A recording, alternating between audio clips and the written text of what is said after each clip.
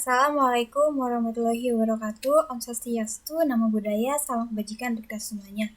Shalom, perkenalkan nama saya Medlin, MPM belakang 46, dari Fakultas Keguruan dan Ilmu Pendidikan, jurusan Pendidikan Luar Sekolah, Universitas Singapura Bangsa Karawang. Pada kesempatan kali ini, izinkan saya memaparkan ataupun menjelaskan materi tentang komponen metode pembelajaran. Namun sebelum itu, izinkan saya terlebih dahulu memaparkan apa itu metode pembelajaran sebelum kita lebih jauh lagi mengetahui komponen-komponennya. Oke, metode pembelajaran yaitu suatu metode yang merujuk pada cara yang akan digunakan oleh pendidik untuk mencapai tujuan dari kegiatan belajar mengajar, agar sesuai dengan tujuan yang diharapkan. Merujuk pada pengertian metode pembelajaran ini, maka jelas bahwa metode pembelajaran memiliki peranan yang sangat penting dalam mencapai tujuan dari proses belajar mengajar. Nah, oleh sebab itu, para pendidik wajib mengetahui ataupun menguasai tentang metode pembelajaran dan dapat memilih metode pembelajaran apa saja yang cocok untuk digunakan dalam proses belajar mengajar, supaya proses belajar mengajar dapat berjalan dengan baik. Nah, di sini ada dua komponen metode pembelajaran. Yang pertama itu ada metode tanya-jawab. Metode tanya-jawab adalah metode active learning yang berpusat pada siswa yang sesuai dengan kurikulum yang kita gunakan saat ini, yaitu kurikulum Kurtilas yang berpusat pada siswa.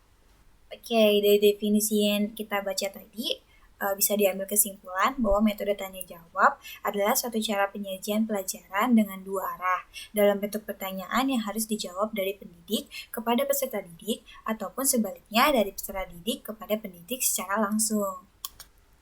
Oke, menurut Mulyana dalam Zainal Akik dan Ali Murtadlo, untuk menghindari penyimpangan dari pokok persoalan, pengguna metode tanya-jawab ini harus memperhatikan langkah-langkah sebagai berikut. Nah, langkah yang pertama yaitu merumuskan tujuan tanya-jawab sejelas-jelasnya dalam bentuk tujuan khusus dan berpusat pada tingkah laku peserta didik. Dan yang kedua, kita mencari tahu alasan mengapa metode tanya-jawab ini kita gunakan dalam proses belajar mengajar. Dan yang ketiga, menetapkan kemungkinan pertanyaan yang ditemukan. Dan yang keempat, menetapkan kemungkinan jawaban untuk menjaga agar tidak menyimpang dari pokok persoalan. Dan yang kelima, menyediakan kesempatan bertanya bagi peserta didik. Berdasarkan langkah-langkah di atas, tindakan pendidik dalam menggunakan metode tanya-jawab harus dipersiapkan secepat mungkin dalam bentuk rencana pengajaran yang detail dengan langkah-langkah sebagai berikut. Nah, langkah yang pertama yaitu menyebutkan alasan mengapa penggunaan metode tanya-jawab ini dilakukan. Yang kedua, mempersiapkan pertanyaan-pertanyaan yang sesuai dengan tujuan pembelajaran.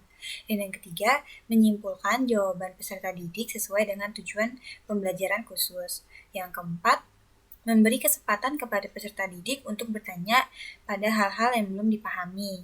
Yang kelima, memberi pertanyaan atau kesempatan kepada peserta didik untuk bertanya pada hal-hal yang sifatnya mengembangkan atau pengayaan. Yang keenam, memberi kesempatan kepada peserta didik untuk menjawab pertanyaan yang relevan dan sifatnya mengembang atau pengayaan. Yang ketujuh, menyimpulkan materi tanya-jawab yang relevan dengan tujuan pembelajaran. Dan yang terakhir, memberi tugas kepada peserta didik. Metode tanya-jawab ini juga memiliki kelebihan dan kekurangannya masing-masing. Nah, aku di sini mari kita mengetahui apa saja kelebihan dari metode tanya-jawab. Kelebihan yang pertama itu dapat menarik dan memusatkan perhatian peserta didik, meskipun pada saat yang bersamaan kondisi kelas sedang ribut. Dan di saat kondisi kelas sedang ribut atau ramai-ramainya, dengan adanya metode tanya-jawab ini, pendidik dapat menarik dan memusatkan perhatian peserta didik. Dan yang kedua, merangsang peserta didik untuk melatih dan mengembangkan daya ingat dan penalaran. Yang ketiga, menimbulkan keberanian dan keterampilan peserta didik dalam bertanya, menjawab, mengemukakan pendapat, dan bertanyakan pendapat orang lain. Yang keempat, tanya jawab dapat memperoleh sambutan yang lebih aktif jika dibandingkan dengan metode ceramah yang bersifat monolog. Tanya jawab ini dalam metode tanya jawab ini bisa sangat berbeda dengan metode ceramah. Kalau ceramah kita hanya mendengarkan, dan kalau metode tanya jawab ini, peserta didik bisa berpartisipasi dengan bertanya ataupun memberikan pendapat. Dan yang kelima, mengetahui perbedaan pendapat yang ada, yang dapat dibawa ke arah suatu diskusi. Dan yang keenam, kelas lebih aktif karena peserta didik tidak sekedar mendengarkan saja. Dan yang ketujuh, pendidik dapat mengetahui sampai di mana penangkapan peserta didik terhadap segala sesuatu yang diterangkan. Dan yang ke-8, situasi kelas menjadi hidup atau dinamis, peserta didik aktif berpikir dan memberikan jawaban atas pertanyaan yang diajukan. Yang ke-9, melatih peserta didik agar berani mengungkapkan pendapat secara argumentatif dan bertanggung jawab. Dan yang terakhir, mengetahui perbedaan pendapat antara peserta didik yang dapat membawa ke arah diskusi yang positif. Nah, untuk kelemahan metode tanya jawab itu sendiri, yang pertama membutuhkan waktu lebih banyak, yang kedua dengan tanya jawab dapat menimbulkan penyimpangan dari pokok persoalan. Lebih-lebih jika kelompok peserta didik memberi jawaban atau mengajukan pertanyaan yang dapat menimbulkan masalah baru dan menyimpang dari pokok persoalan. Yang ketiga, dapat menimbulkan penyimpangan dari pokok persoalan atau materi pembelajaran. Hal ini terjadi jika pendidik tidak dapat mengendalikan jawaban atas segala pertanyaan peserta didiknya. Yang keempat, apabila terjadi perbedaan pendapat, akan banyak menyita waktu untuk menyelesaikannya. Bahkan perbedaan pendapat antara pendidik dan peserta didik dapat menjerumus ke arah yang negatif, di mana peserta didik menyalahkan pendidik, dan ini besar risikonya. Yang kelima, tidak cepat merangkum bahan materi atau pembelajaran. Yang terakhir, tanya jawab akan dapat membosankan jika ditanyakan tidak ada variasi. Oke, itu adalah metode tanya jawab di mana memiliki dua arah, yaitu pendidik memberi pertanyaan kepada peserta ataupun sebaliknya peserta memberikan pertanyaan kepada pendidik secara langsung. Nah, sekarang aku ingin menjelaskan tentang metode diskusi. Oke. Muhyiddin Syah tahun 2000 mengidentifikasikan bahwa metode diskusi adalah metode mengajar yang sangat erat hubungannya dengan memecahkan masalah. Metode ini lazim juga disebut sebagai diskusi kelompok dan resitasi bersama. Metode diskusi dapat pula diartikan sebagai siasat atau penyampaian bahan ajar yang melibatkan peserta didik untuk membicarakan dan mengemukakan alternatif pemecahan suatu topik bahasan yang bersifat problematis. Nah, model diskusi ini merupakan pengajaran yang berfokus pada cara belajar siswa untuk bisa memecahkan kasus dari sebuah masalah.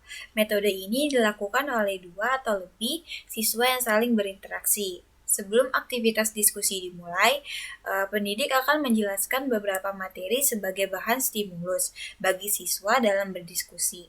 Selanjutnya, siswa akan diberi waktu untuk bertanya tentang bahan materi apa saja yang belum dimengerti. Setelah itu, siswa akan mempresentasikan hasilnya di depan kelas. Selanjutnya, siswa akan diberi cara untuk merangkum agar materi bisa dipahami dan dikuasai dengan baik. Oke, adapun dengan langkah-langkah metode diskusi, yang pertama mempersiapkan rancangan diskusi atau bahan materi diskusi, yang kedua menentukan arah diskusi sehingga diskusi bisa sesuai dengan target belajar, yang ketiga jumlah anggota grup diskusi disesuaikan dengan karakter dari diskusi dan tujuan. Anggota harus memiliki kualifikasi tertentu agar diskusi berjalan dengan lancar. Yang keempat, masalah yang akan didiskusikan direncanakan dengan baik. Dan yang terakhir, manajemen waktu pelaksanaan diskusi harus ditentukan dengan baik supaya dapat selesai dengan baik dan tidak keteteran dengan waktu. Dan adapun penerapan metode diskusi, yang pertama membagi susunan grup diskusi mulai dari ketua, juru tulis, dan peserta. Yang kedua, membuat susunan pembagian tugas setiap anggota. Yang ketiga, menstimulus siswa agar diskusi bisa bergejolak. Yang keempat, menulis setiap gagasan yang dirasa penting. Yang kelima, siswa ditantang untuk bisa menerima setiap pemikiran anggota lain. Yang keenam, membuat kondisi lingkungan diskusi menjadi nyaman. Yang ketujuh, mempresentasikan hasil diskusi. Yang kedelapan, menarik kesimpulan dari hasil diskusi. Yang kesembilan, melakukan revisi dan evaluasi terhadap hasil diskusi. Dan yang terakhir, Hasil dan aktivitas diskusi dinilai untuk digunakan sebagai bahan evaluasi agar diskusi selanjutnya bisa berjalan dengan baik. Nah, sekian penjelasan dari metode pembelajaran, dan masih banyak lagi metode lainnya yang cocok digunakan dalam proses belajar mengajar. Dari dua metode yang sudah kita pelajari, pendidik bisa mengetahui metode mana yang cocok digunakan dalam proses belajar mengajar, baik metode tanya jawab, di mana pendidik memberikan pertanyaan kepada peserta dan peserta menjawabnya, ataupun sebaliknya peserta memberikan pertanyaan kepada pendidik. Ataupun juga bisa menggunakan metode diskusi supaya proses belajar mengajar dapat berjalan dengan baik. Sekian dari saya, kurang lebihnya mohon maaf. Terima kasih. Assalamualaikum warahmatullahi wabarakatuh.